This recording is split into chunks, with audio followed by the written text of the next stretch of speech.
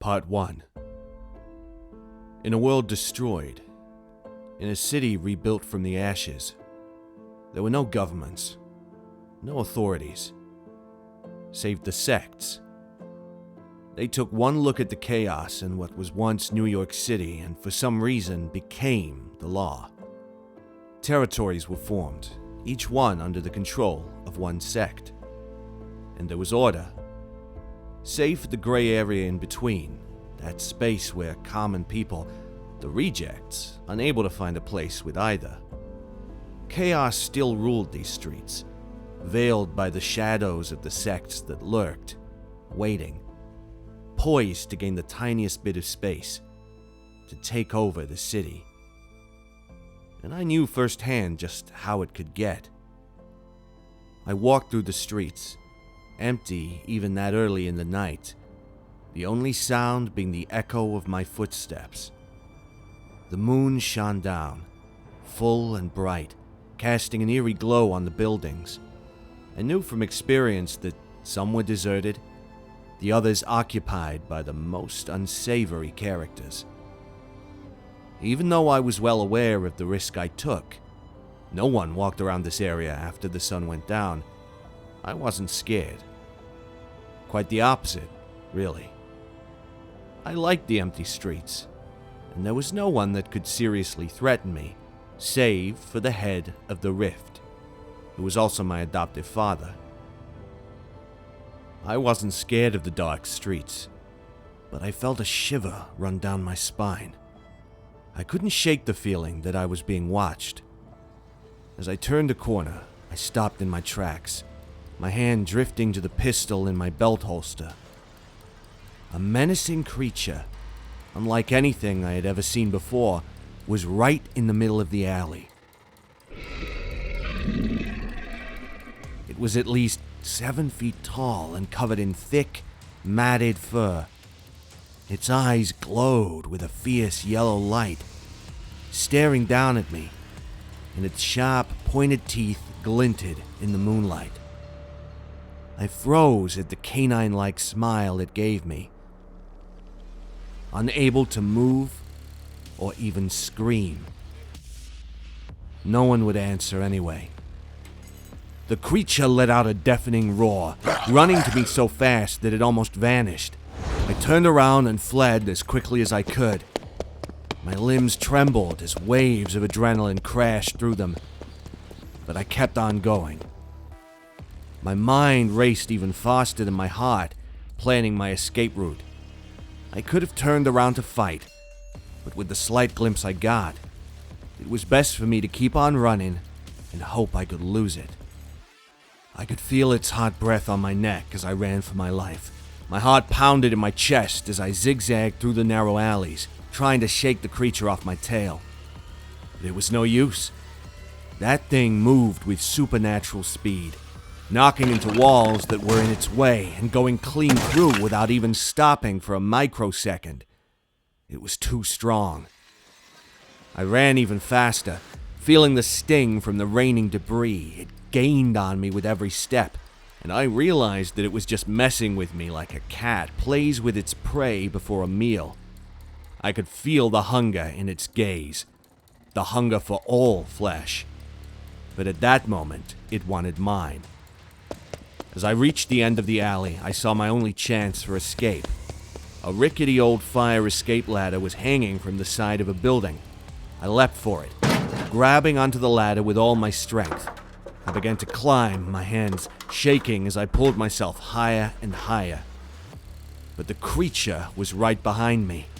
It leapt for the ladder, its razor-sharp claws tearing into the metal, and tried to jump after me. I could feel its hot breath on my heels, and I rushed as much as I could until I reached the top of the ladder and pulled myself onto the roof. I lay there for a moment, panting and sweating. But I knew the creature was still below, waiting for me to come back down. I had to keep moving. I climbed to my feet and ran across the rooftop. I could hear the creature's roars growing louder and louder, following me yet again. I could see its yellow eyes glowing in the darkness behind me and lighting up the way like little spotlights in the dark. And then I saw it. The edge of the roof. The only way out. I jumped off the edge, my stomach dropping as I fell. But I had calculated it wrong, and I landed on a nearby rooftop instead of the far one I had aimed for, rolling to break my fall. I got up, my heart racing and my head spinning. I wasn't safe. I knew that the creature followed, heard its growls as it leapt the same distance I did, and skidded to a stop right in front of me, claws digging into the roof. Its presence was like a dark shadow, and I could sense the evil emanating from it. I couldn't run, though. I couldn't even pick up the pistol lying on the roof a few inches from my hand. I had been running for what felt like hours, and I was exhausted. So I just lay, panting, and watched it as it watched me. But instead of attacking, it spoke to me in a deep and menacing voice. "Do not trust those around you," it warned. "They are not what they seem." I looked at it, speechless. It repeated itself and growled at the puzzled look on my face. "Are you stupid, human? You need to leave that posse you run around with." It mumbled something about just eating me and saving itself the trouble under its breath that stunk of carrion, and then dropped into the space beside me with a bang.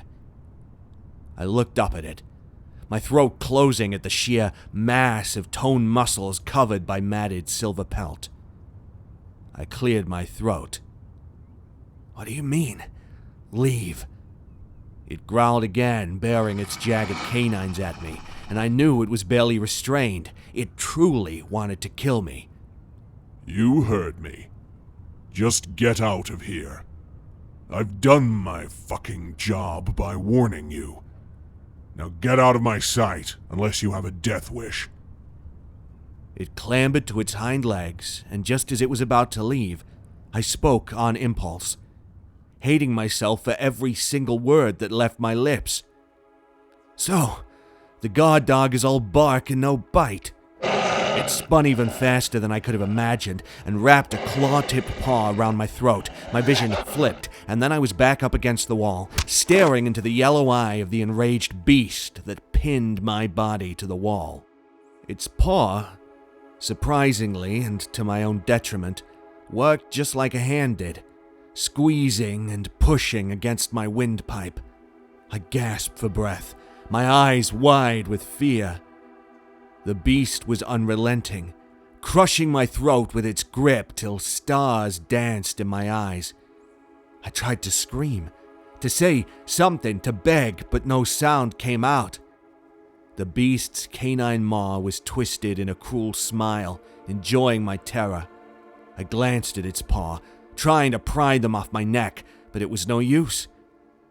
When my vision began to blur and my legs gave way beneath me, it let me go, and I choked as a stream of cool night air flooded into my lungs. It chuckled, a sinister thing, and asked me to go investigate what the rift actually wanted from me. "Think of it as a favor from the Croy." I bent at the knees, still gulping down as much air as I could, and winced as I forced myself to look up and asked why, my voice hoarse. It gave me a feral grin, yellow eyes glinting. "Do what I asked, and you'll find out soon enough." I staggered to my feet, aware of its gaze on me as I walked to the edge of the roof. "Why didn't you kill me immediately, if you're this powerful?" The fetid stench of carrion floated in the breeze, and I knew it was amused. "I had a task to fulfill. But you can be sure..." It paused, and I knew its teeth flashed. "When I find you next time, it will end differently." I leapt off the roof to the fire escape of a nearby building and felt my entire body thrum in pain. I didn't look back the whole way down. But as I walked away, I couldn't shake the feeling that the beast was still watching me, waiting for me to let my guard down so it could strike again. I knew that it was only a matter of time before our paths crossed once more, and I wasn't sure if I would be able to survive the encounter. I walked through the empty streets, never looking back, but I still felt the phantom yellow eyes on me, until I was out of sight. It seemed to linger, like something oily and slimy, on the back of my neck. Part 2. I remember the day he found me, or the day I found him. I had been wandering the streets of New York for days, begging for scraps to survive. I was 4 years old and was as scrawny as a 3-year-old for the year or so I spent alone, having lost my parents in a car accident, right in the middle of the gray area. I was scared and alone, with no one to turn to, and I couldn't even return to my home. I had forgotten where it was. Delirious with hunger, I did something that in hindsight would have earned me a trip to the afterlife. I tried to steal from a member of a sect. Seeing as I was just a child, and the sect leader was close by, I wasn't killed immediately. That was the first time I had seen Kylian, the tall, devilishly handsome man with a heart of shadows and steel. He had taken one look at me and said I was coming with him. All I had wanted was food, but I got so much more. I was trained in the arts of negotiation and business, in the use of firearms, and eventually became an integral part of the Rift. I rose quickly through their ranks and was soon the next trusted member after the Inner Circle. I found a family in the Rift, one set on erasing the bridge between the sects and the people. The Rift believed in the assimilation, uniting the people of the city so we could all share the resources, and so did I. It was clear I had a place there. Now I crept through the keep, as we called the compound with 3 skyscrapers where the entire base operation of the Rift was located, on nothing more than a suggestion by a member of the Croy.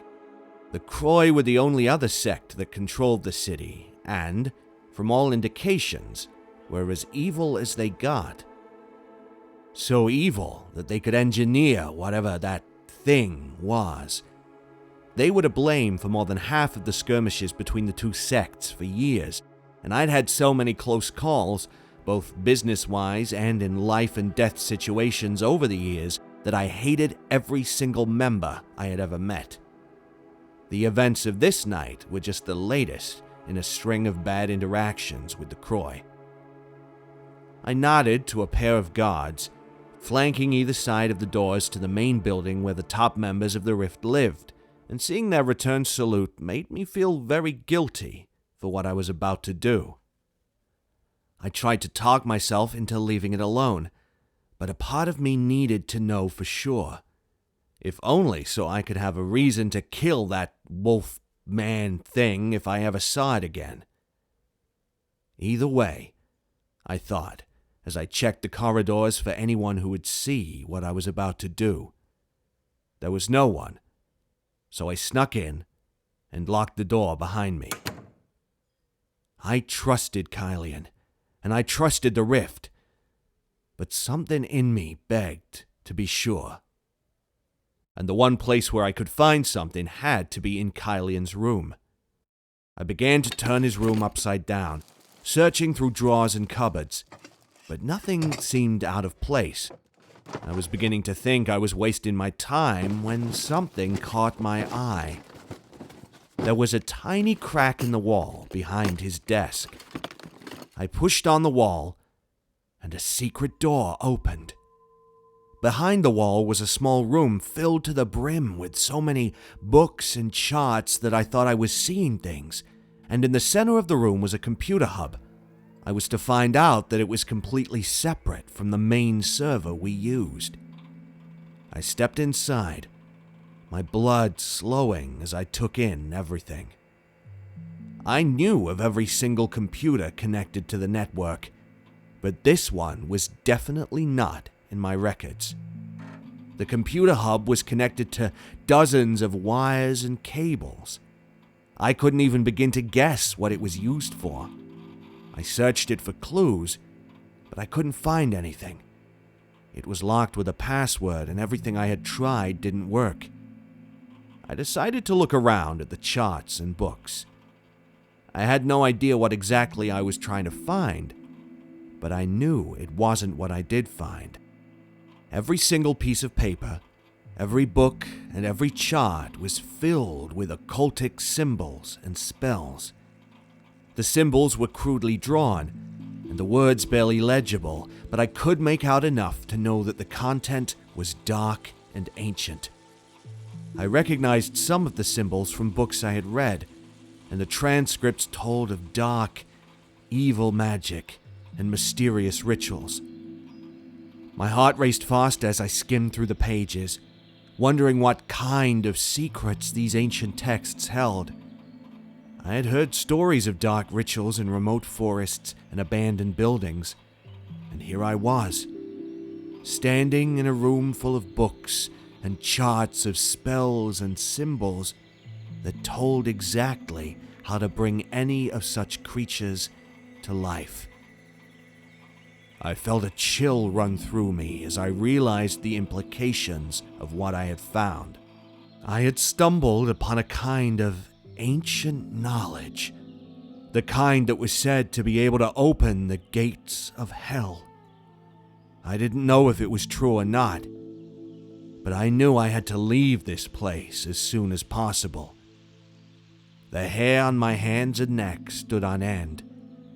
I felt like I was being watched. I looked around, terrified. Then I noticed something strange. There was a camera pointed directly at the computer hub. I had a feeling that this was not normal. I quickly disconnected the cables and removed the camera. I was terrified at what I might find. I plugged the camera into my communicator that doubled as a smartphone and started to search through the footage. I saw Kylian typing away on the computer hub, but I couldn't make out what he was doing. I kept scrolling through the footage until I saw something that made my blood run cold. I saw Kylian talking to someone on the computer hub. I couldn't make out who he was talking to, but I knew that voice. It belonged to one of the 6, one of the Inner Circle members. When I heard his words, a cold sweat broke across my forehead. Everything is set. The only piece left for the night of assimilation is Darcel. Don't worry. He will be ready. I refused to think about what I'd heard and scrolled through some more footage until I got to what I needed. His password. I typed it in, feeling a bead of sweat travel down my neck. This was it. Regardless of what I thought I heard, that would be the moment of truth. My jaw dropped lower and lower with every file, with every truth that I discovered until I was almost heaving. He was the real reason my parents were dead. They used to be high-ranking Croy members. Kylian had discovered that their bloodlines contained a strong trace of the force that connected worlds, and for his plan for world domination to work, he needed them out of the picture so he could get to me. All the years of learning the old ways, of serving the Rift like it was my only family, this was what it amounted to. I shoved my way out the secret room and was greeted by Kylian's form just in the doorway. My heart slammed to a stop in my chest, and I rubbed at my neck subconsciously. Kylian smiled, but it didn't reach his cold, blue eyes. Going somewhere? I stammered, thinking of what to say. I hated him so much in that moment that the pain in my chest felt like a tidal wave of pressure, threatening to kill me and anyone remotely close to me. He saw how quiet I was and smiled, and then stepped aside to reveal the empty passageway. So, you know about everything. What now? His voice was mocking. If you can't stand me so much, then leave. I had only two options. Either I stay and be the reason the world changes forever, or I could go to the Croy and use what I knew to help them defeat the Rift. With everything I learned, there was only one viable option. I walked past him, so close I could hear his shallow breathing in the space between us. I had walked a few feet into the corridor when I felt his eyes on me and turned. My heartbeat spiked, almost slamming through my ribcage at the look in his eyes. Run, he mouthed. I took off. I had no idea what I was running from, only that I had to. I was certain that if I stayed, I'd be killed. My heart raced and my feet pounded the pavement beneath me as I fled through the streets of New York City. I had been warned about the Rift, and with everything I just found out, I knew I had to get away before they caught me. My only hope was to find a way to escape. I had already run for a few minutes away from the keep, feeling rather than seeing that I was being followed. That's when I saw it. The large, silver wolf standing in the middle of the street, calling to me to get on. Before I could think twice, I jumped onto its back and it took off. I clung to its fur as it galloped through the night, dodging the obstacles and buildings in our way. We raced through alleys and side streets, its paws pounding against the pavement. I could feel its heart beating as fast as my own, and even though it remained silent as I told it everything I had found out, I knew it was just as scared as I was. We seemed to be gaining some ground, but the Rift was still close behind us, and with whatever Kylian sent after us just 50 meters away and closing in fast, I knew they weren't human. Not if they could keep up with the speed the Wolfman ran. Suddenly, it leaped over a fence and I found myself in a large, empty park. The trees were tall and menacing, and I could feel the darkness pressing against us. Suddenly, I heard a loud howling, and I knew the Rift were near. The Wolfman had no choice but to keep running, and we raced through the park, dodging trees and bushes. My heart pounded in my chest as I let it take control. It seemed to know where to go, and as far as I could tell was heading to the Croy parts of the city, so I was grateful for his guidance. We ran through the city, dodging cars and weaving in and out of alleyways. I could hear a faint howling in the distance, and I knew it was only a matter of time before they found me. I tried to focus on the task at hand, but I couldn't help but think of the horrors I had seen. I had just seen what they were capable of, and I had no intention of becoming their next ticket to power. I had to stay one step ahead of them, or I'd be doomed. Finally, we reached the edge of the park and I saw the bright lights of the city in the distance. The Wolfman leapt over a gate and we were out in the open again. I held on tight as the Wolfman galloped away from the park and back towards the city. The Rift seemed to have given up the chase because I didn't hear any signs of pursuit, and I finally breathed a sigh of relief. My relief was short-lived. My heart raced and my breathing quickened as the Wolfman set me to the ground, and in the next second, a shadow slammed into it.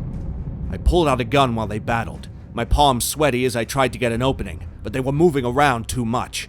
I had thought we had escaped, the Wolfman and I, but I was wrong. The rest of the shadows had found us, their long black cloaks swishing as they moved through the night like ghosts. Suddenly, we were surrounded just as it knocked the shadow off. The Wolfman and I locked eyes, its breath coming in short gasps. We both knew what was coming. I'll be damned if I let them take you, it snarled, baring its teeth at them. It pushed me behind it and yelled at me to run, just as the shadows moved closer, their eyes glowing red in the darkness. I wanted to run. I tried to, but my feet were frozen in place. They fought, and the wolfman was a vision of viciousness as he put his claws to good use. I almost thought it would win, but the wolfman staggered away from them for a few steps, and I tried to move forward when I saw the blood dripping, already forming a pool at its feet. It let out a loud growl and lunged at the shadows. I heard the sound of metal slicing through flesh, and it seemed like a dream as the wolfman's lifeless body fell to the ground. The shadows turned towards me, their eyes full of hate. I wanted to scream, but my voice was lost. Before I could do anything, I felt a sharp pain on the back of my head, and everything went dark. When I awoke, I was alone. Part 3. As I made my way up the steps, I felt a weight settle on my shoulders. This was it. I had only one choice left to make, and I had to choose between the family I found and the family that never stopped looking for me. I owed the Rift my life, and even though they were the very reason I was separated from my parents, there was a life debt to be paid. Life debts had to be paid. It was a law far older than any the sects made, and I knew this was the only way. Didn't make it any easier, though. The wind blew through my hair like chilly fingers as I stepped out of the stairwell and onto the roof of the tallest building in the entire city. I snorted as I spied the 7 figures in red cloaks waiting for me. 6 stood in a circle, each at the point of a 6-pointed star drawn on the concrete, and the last stood in the middle. The night was darker, the moon hiding behind the largest rain clouds I had ever seen, as though it couldn't bear to see what was about to happen as it continued on its journey. My guard, who had huffed far behind me as I climbed the stairs, made to shove his staff in my back, but was stopped by the figure in the center of the hooded red cloaks. Let him be. He needs to do this of his own free will. The hood was pulled off in one fluid movement, and I was faced with the person who started it all. It was fitting he would be the one to end it, too. I spat at his feet, and the guard jammed his staff into my back, knocking me to the ground. My knees barked as they landed on the hard cement. Darcel of the Rift, born of the enemy and spared from death by the family. Do you consent to yielding your life force to bring the day to existence? Yes, I whispered. I almost laughed where I kneeled as he started the chants in a deep, guttural voice. The way he spoke made it seem like I actually had a choice, like I could stop what was to come. I knew I couldn't. There was no free will. My heart threatened to jump out of my chest as the song-like chants reached a crescendo. The thought that I was going to die. But I pushed it down. It was no secret that I was always willing to die for the Rift, and die I would. But not for the reason they thought it was. My mind calmed as a dry, hot wind that smelled, unsurprisingly, like sulfur blew in from everywhere and nowhere all at once. I couldn't even force myself to feel scared when the symbols drawn on the concrete of the roof glowed red. Or when the floor beneath me disappeared and I knelt on thin air, hovering over a red chasm that grew with every second.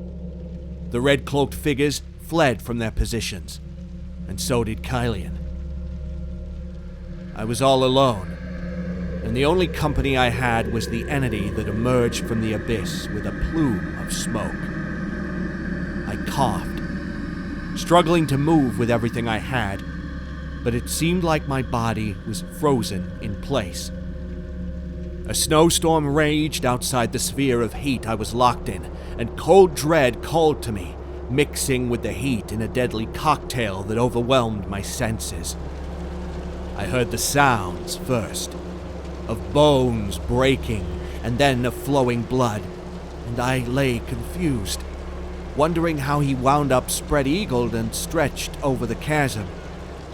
I wondered where the pain had come from, and what had caused the wave-like pulse of rotten flesh odor from the hell's realm below.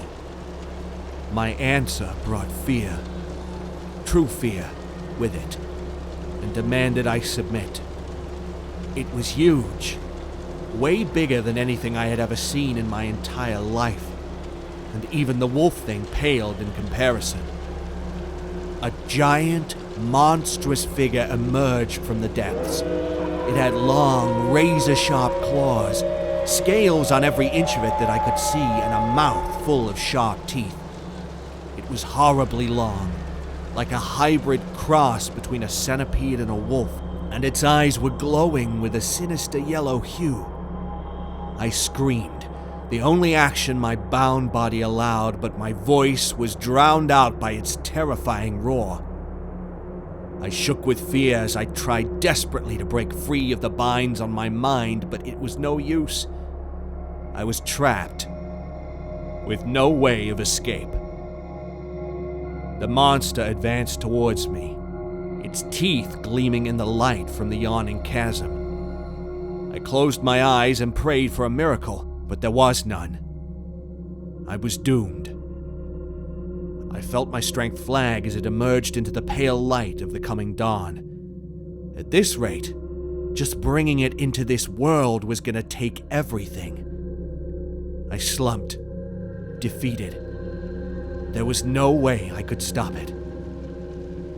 Still, as the monster's tentacles groped every inch of me, tasting the energy that flooded from my body into its own, I spoke to it, my voice quiet. It barely carried on the wind, but I knew it heard me. According to the old laws, I deserved to have a fulfilled last wish. Speak, and it will be done. My ears shook as it replied from its wolf-like snout, in a voice that was equal parts guttural and small. The contrast didn't make sense, but it did. I turned to the building that Kylian no doubt watched me from and smiled. It was wide, so wide that if I were him, I would be worried. I knew what he truly wanted. Power. Absolute power. But I knew the Croy would use it better. I could get even in the best way possible. The cold fingers of my fear, or relief now that I thought about it, squeezed my heart, but I didn't mind. I looked the Dade in the eyes. Any power you get from this encounter, from my sacrifice, must be sent to the matriarch Croy. The Dade didn't speak again, but the light flared for a second. When it cooled, and my vision with it, I felt smug at my last glimpse of life. Kylian stood on the very edge of the roof, a spirit flare in one hand, a double-barreled gun in the other, and a look of sinister rage and pure fury on his face. If I didn't feel so tired, I would have smiled and taunted. But the smell of sulfur and the pure, undiluted heat streaming from the rapidly growing Dade lulled me to sleep. For once, I was glad to go, because the night of assimilation was ending with the rising sun, and I couldn't care less what would happen next.